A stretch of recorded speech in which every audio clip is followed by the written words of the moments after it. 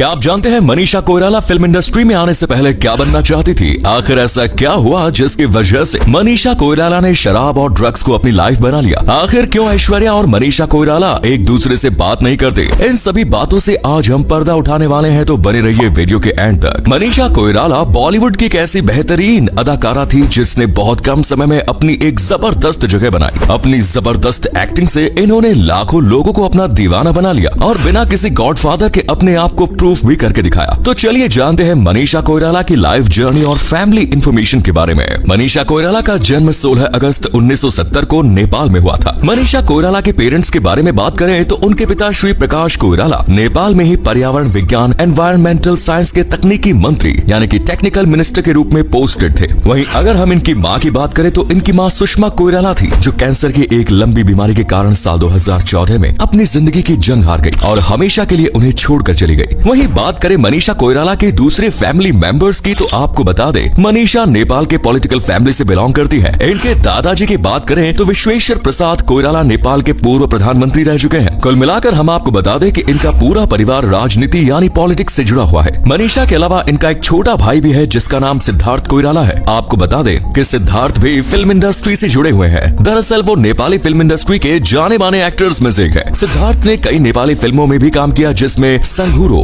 मुक्ति और कोहिनूर जैसी फिल्में शामिल हैं। ये बात अलग है कि जितनी पॉपुलैरिटी मनीषा कोइराला को मिली उतनी उनके भाई को ना मिल सकी। पॉलिटिशियन के परिवार में जन्मी मनीषा का बचपन बहुत ही शानदार रहा। चलिए अब उनकी एजुकेशन के बारे में भी जान लेते हैं। दोस्तों, मनीषा ने अपनी स्कूलिंग वसंत कन्या महाविद्यालय से पूरी की। इसके बाद उन्होंने आगे की पढ़ाई को जारी रखते हुए अपने डॉक्टरी के सपने को पूरा करने के लिए आर्मी पब्लिक स्कूल के कैंपस स्कूल में एडमिशन ले लिया। इसके बाद मनीषा ने अपने आगे का सफर अकेला ही तय किया, क्योंकि मनीषा शुरू से ही मजबूत इरादे वाली लड़की थी। खैर, दिल्ली पहुंचकर मनीषा ने डॉक्टरी के सपने को छोड़कर मॉडलिंग में अपना लक आजमाने की कोशिश की और इस फील्ड में इन्हें बहुत सफलता मिली और इन्होंने आगे चलकर एक्टिंग में अपना करियर बनाने की सोची। इसके लिए उन्होंने दिल्ली छोड़कर मुंबई की ओर रुख किया, क्योंकि वो जानती थी कि वो चाह रही है वो उन्हें दिल्ली में नहीं बल्कि मुंबई में मिलेगा। यानी अपनी फिल्मी करियर की शुरुआत के लिए उन्हें मुंबई जाना ही पड़ेगा। वहाँ कुछ दिन रहने के बाद मनीषा ने साल 2004 में न्यूयॉर्क जाने का फैसला कर लिया, क्योंकि वो न्यूयॉर्क यूनिवर्सिटी से फिल्म प्रोड्यूसर की डिग्री के साथ ग्रेजुएशन करना चाहती थी और उन्होंने ऐसा ही किया। आपको बता दें कि जब वो न्यूयॉर्क में रह रही थी तभी इंडिपेंडेंट डॉक्यूमेंट्री कंपनी की मेंबर बन गई। तो इस तरह से दोस्तों उन्होंने अपनी स्कूलिंग और अपनी डिग्रीज हासिल की। चलिए अब एक नजर मनीषा के करियर पर डाल लेते हैं कि किस तरह इन्होंने अपना फिल्मी करियर शुरू किया।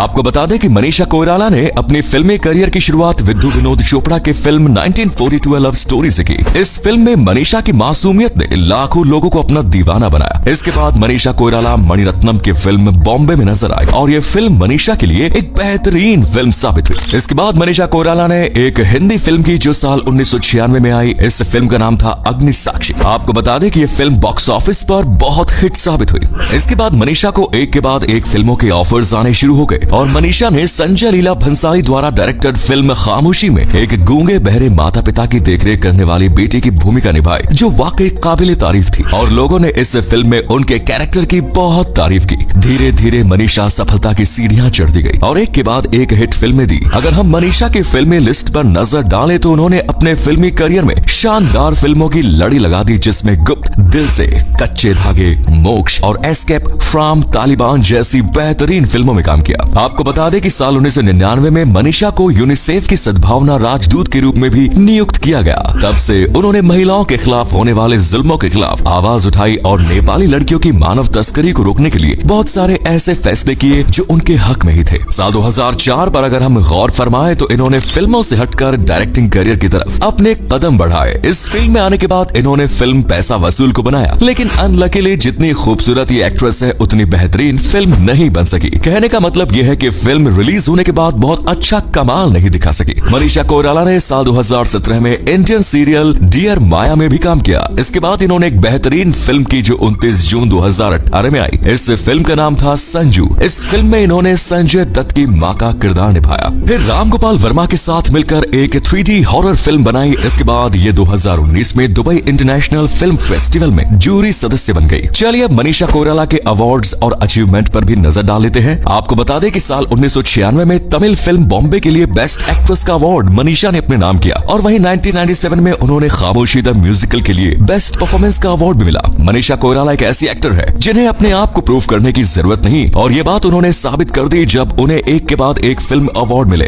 2001 की बात करें तो उन्हें गोरख दक्षिण बहु अवार्ड से भी सम्मानित किया गया। इसी तरह 2013 में उन्हें फिल्म कंपनी के लिए बेस्ट एक्टर का अवार्ड मिला। किसी भी सफल एक्टर या एक्ट्रेस को जब भी अवार्ड से सम्मानित किया जाता है तो यह उनके लिए वो पल होता है जो शायद शब्दों में बयान ना किया जा सके। आपको बता दें कि साल 2014 में वुमेन ऑफ द ईयर के अवार्ड से भी मनीषा कोइराला को नवाजा गया। अपने सोशल वर्क के कारण मनीषा लोगों में इतनी पॉपुलर है कि हर कोई उन्हें पसंद करता है। साल 2015 में उन्हें स्पिरिट ऑफ इंस्पिरेशन अवार्ड से भी सम्मानित किया गया। साल 2018 की सीरीज लव स्टोरी के लिए बैक थ्रू परफॉर्मेंस के लिए उन्हें सम्मानित किया गया। तो दोस्तों ये थी मनीषा जी के अवार्ड्स एंड अचीवमेंट्स की लिस्ट। दोस्तों लोगों में बहुत सारी खूबियां होती हैं तो कोई ना कोई कमी भी जरूर होती है और ऐसी ही एक कमी के कारण मनीषा ने अपना करियर बर्बाद कर लिया। आपको बताते हैं कि आखिर मनीषा के साथ क्या हुआ। दरअसल दोस्तों जब वो फिल्मों में आई और बहुत सारी सुपरहिट फिल्मों में काम करने के बाद अचानक से उनकी कुछ फिल्में फ्लॉप होने लगी, जिसके चलते वो डिप्रेशन में आ गई और उन्होंने शराब और ड्रग्स को अपना सहारा बना लिया। इसी वजह से उनका पूरा करियर खराब हो गया, साथ ही उनकी हेल्थ पर भी बहुत बुरा फर्क पड़ा और उसके कुछ समय के बाद ही उन्हें पता चला कि उन्हें कैंसर है। लेकिन वो टूटी नहीं और हिम्मत से डटकर उन्होंने इस बीमारी का सामना किया और उसे खतरनाक बीमारी को मात भी दी और कैंसर की जंग जीती।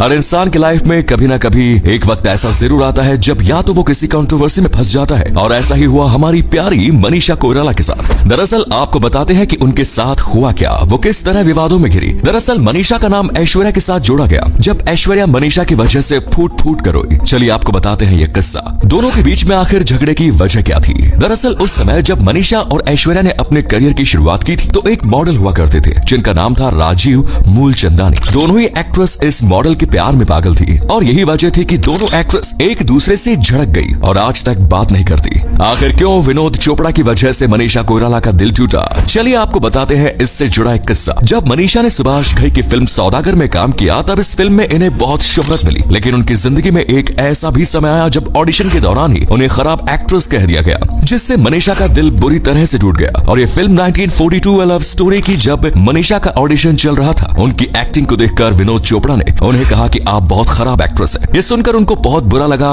पूरी रात वो इस बात को सोचती रही कि आखिर उन्होंने ऐसा क्यों कहा। रात भर प्रैक्टिस करने के बाद अगले दिन फिर वो ऑडिशन के लिए गई और एक्टिंग देखकर विनोद चोपड़ा हैरान रह गए और कहा कल आप जीरो थी, आज आप हीरो हैं। जिसके बाद उनकी फिल्म सुपर डुपर हिट साबित हुई। चलिए अब जानते हैं मनीषा से जुड़ी कुछ अनसुनी बातें जो मनीषा कोइराला के बारे में शायद ही आप जानते होंगे। हर इंसान को कुछ ना कुछ जरूर पसंद होता है, तो आपको बता दें कि हमारी मनीषा भी एक आम इंसान की तरह जीवन जीना पसंद करती है। दरअसल उन्हें ट्रैवलिंग करना बहुत पसंद है। जब भी उनके पास समय होता है वो एक लंबे टूर पर निकल जाती है। इसके अलावा अगर खाने पीने की बात करें तो मनीषा को खाने पीने का भी बहुत शौक है और इन्हें फ्रेश लाइम सोडा और स्ट्रॉबेरी ड्रिंक पीना बहुत पसंद है। खाने पीने की बात से बाहर निकालकर अगर हम उनके खेलकूद पर ध्यान दें तो इन्हें बास्केटबॉल खेलने बहुत पसंद है। इसके अलावा मनीषा एक बहुत अच्छी डांसर है। इन्होंने भरतनाट्यम और मणिपुरी जैसे डांस में भी महारत हासिल की है। चलिए दोस्तों अब एक नजर मनीषा की मैरिज लाइफ पर भी डाल लेते हैं। आपको बता दें कि मनीषा की शादी का सफर बहुत अच्छा नहीं बीता, क्योंकि इन्होंने शादी के 2 साल बाद ही अपने पति को तलाक दे दिया और दोनों एक दूसरे से अलग हो गए।